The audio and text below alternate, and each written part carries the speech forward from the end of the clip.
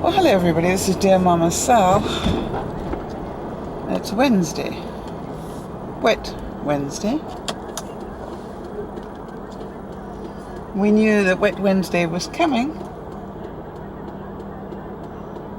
and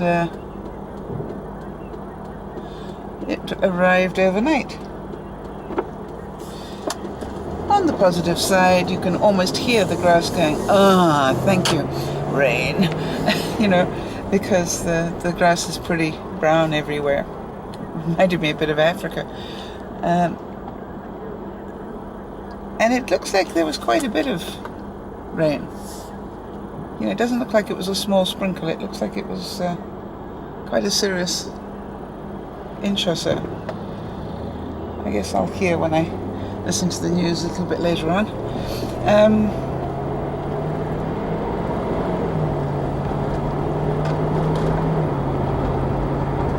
So yesterday was a very exciting day for us. Exciting in as much as the extended family called DearMamaSal have recently been giving some support to a viewer in Scotland who, as you know, if you've been watching the recent vlogs, has agoraphobia. That's the fear of going outside. And we challenged her to actually get close to the doorknob of the door and do all sorts of things. And then yesterday, and then the big challenge was to actually take 2 steps outside the door, turn around and come back in again. And yesterday she did that. And so there is a group of us, a handful of people who are part of the DearMamaSal challenge team. In other words, that we really support people who are doing things that are difficult for them, whatever they may be. And what we decided to do was that for whatever the other person did that was challenging to them, we would do something that was challenging to us. And for me, it was get on my total gym. I don't know why I don't do it, but I've got more excuses than you can think of. And it was so funny because as soon as I got the code word, which is +2, that meant that Lesley had done what she said she was going to attempt to do. I just went, oh gosh. That means I got to get on the total gym. Good for you, Lesley. So I was, as I said, I was so happy I almost cried. But there was also this part of me that went, rats. I've got to get on the total gym.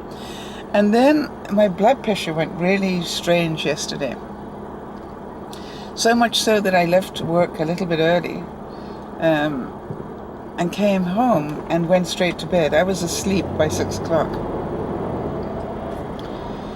Really struggling for much of the day yesterday, which makes me think that my blood pressure really did drop quite a bit. Anyway, so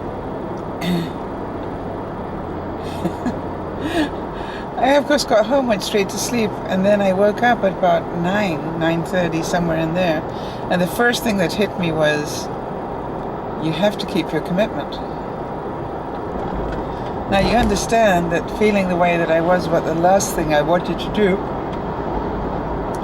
was to get up, go and do 10 minutes or more on the total gym. But it's like, but I said that I would, so I'm going to. It's the least I can do for Lesley. She needs to know she's not alone in this, that we're all fighting. So I did actually do it. And it was not easy, Lesley, I want you to know that. It wasn't probably quite as difficult as what you did for yourself, but I want to tell you something. This was not a happy person getting out of bed and getting on the total gym.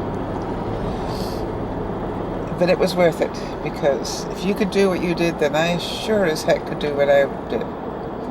And that's really important. Now, I've got to a situation that crops up once a year, or around about once a year. And it is a friend of mine who comes to town, doesn't live in my area, but comes to town and doesn't give any warning that they're coming. So yesterday when I was at work, I suddenly got a call on my cell phone to say, we're in town, this is where we are, pop in,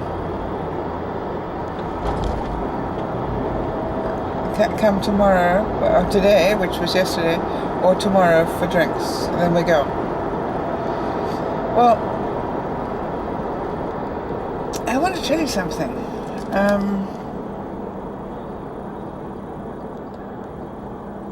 I have a problem with it. I know it's my problem, but I really have a problem with it. It's like, if you've known, and you must know, that you're going to be coming for like at least a week before,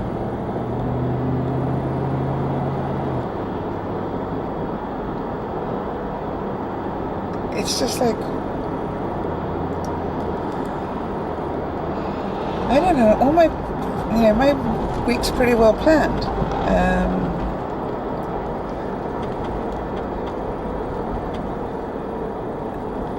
And it's really difficult. And I know I have the right to say, no, I won't go. But that would be petty. Because I do want to see them. But it's just there's that part of me that goes, why only moment's notice? I think it's inconsiderate somehow. Now, I don't know if I'm the only one that sees it that way. And I try to find some sort of rationale why anybody would do that. And there's part of me that goes, it's almost a catch-22, because in order to do it, I've got to change plans, which I've done. But if I don't do that, and I know I have every right not to go, if I don't do it, I will feel guilty at some level for not having changed my plans. So either way, it is not a fun experience.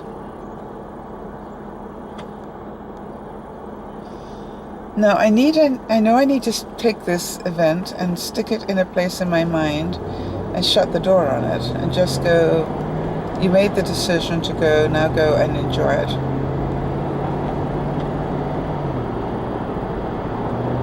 But I'm having a bit of a problem with that, obviously. So I thought I'd discuss it because maybe some of you relate to it. Now, I know that I grew up in a different era, and that manners were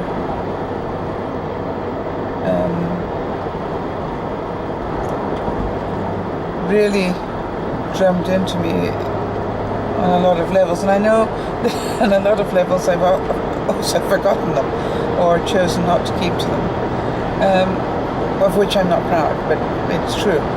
But this whole thing about no warning is a real issue. And it comes up and bites me a lot.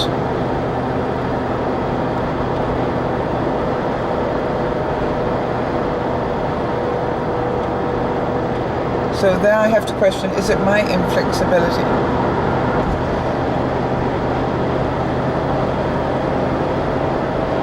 And I suppose in a way it is, but it still doesn't really make sense to me. But I need to get it into my mind and processed before I go for drinks. Otherwise I'm likely to ask the question, which will not win me any friends, and could lose me some instead.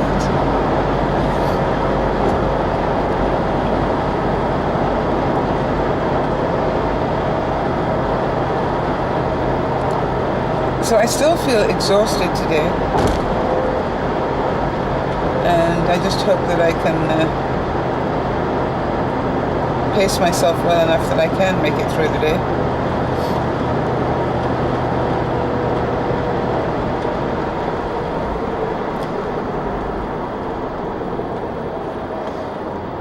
And my tentative one went off for the weekend, and she got back yesterday. Oh, I lie. She got back Monday. So I actually got to see her this morning, which is the first time since she got back. And that was only because we were both going out to our cars at the same time. So that's very unusual for us to not pass each other in a couple of days, or not physically see each other and chat to each other for a couple of days. So it felt quite strange.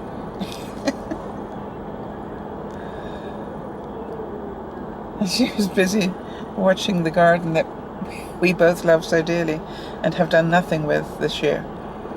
In previous years, we spent so much time in the garden trying to get it cleaned up and prepared and everything else. And this year, between the wedding for her and the internet for me, we just didn't do it. And the good news is we had enough stuff in the garden that's established that came up by itself, that it really didn't look too bad. So we're both pretty relieved about that. But it is beginning to look a bit shabby now, so I'm glad I've got some time off next week. I will definitely make an effort to get out there and do my fair share, especially in the front, where the neighbours can see it. So, it always makes me laugh. I have two different gardens, one for the neighbours and one for myself. And I wonder if any of you out there have the same thing. Actually, I have two gardens and a deck. And it's really quite funny. I also need to get out there with my weed whacker. I've got a lot of grass growing up where it shouldn't be. So that's all stuff I can do when I've got a couple of days off. I decided to take the beginning of September off because we have a long weekend coming up this weekend. So if I take the long weekend and then the week and then the next weekend, I get almost 2 weeks for 3 days of holiday. So that always looks like a very worthwhile thing for me.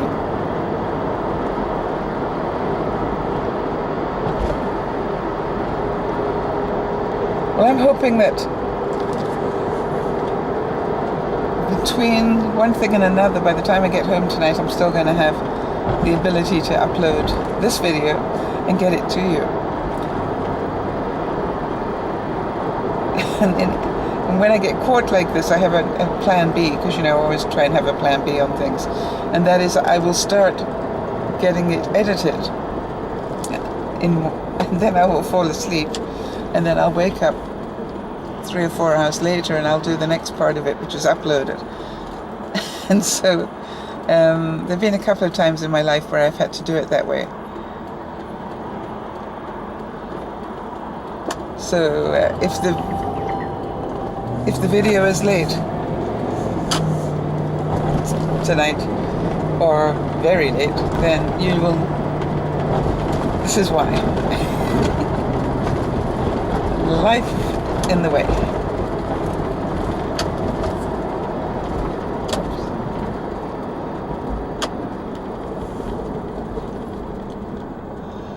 Okay, so now I've got a situation where ahead of me there is a truck with one of those flashing light things saying, "Go around me."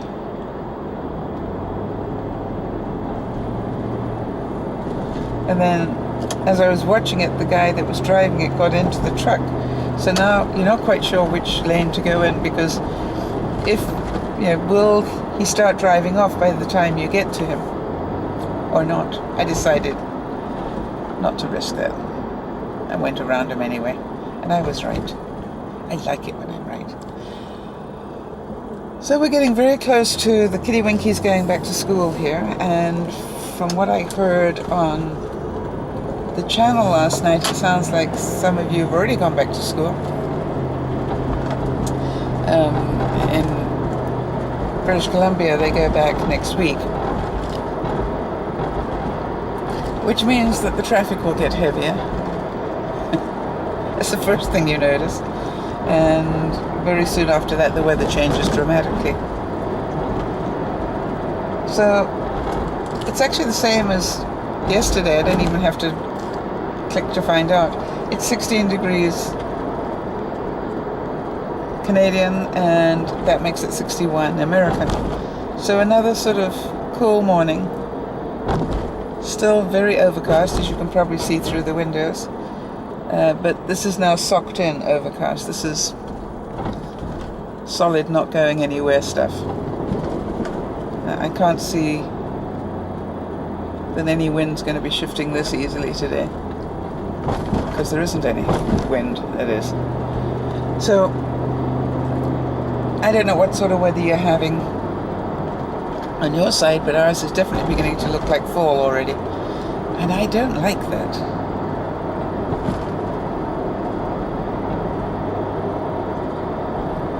I haven't really noticed it too much in the mornings, except this morning I had to really decide whether or not to put the lights on to make my lunch to go to work.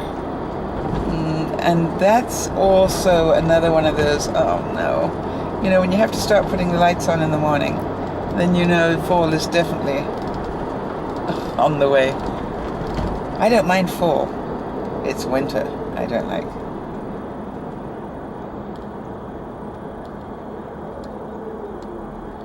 But I'm very happy to live where I do, as you know, and very happy to live in the climate that we have.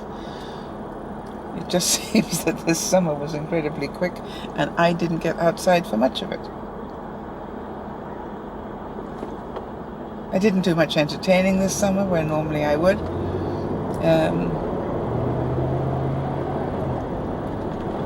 So we will see.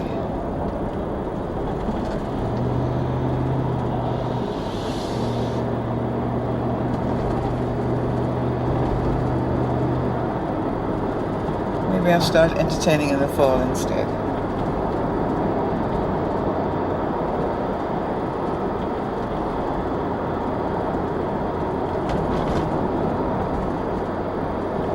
Okay, so I'm going to sort of get myself together here, as I'm getting quite close to work, as usual. My thought for the day is about our friend Lesley.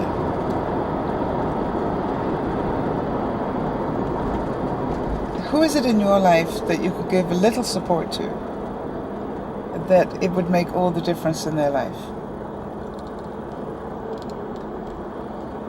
Who is it that you know is struggling a bit at the moment and could do with just a little bit of support?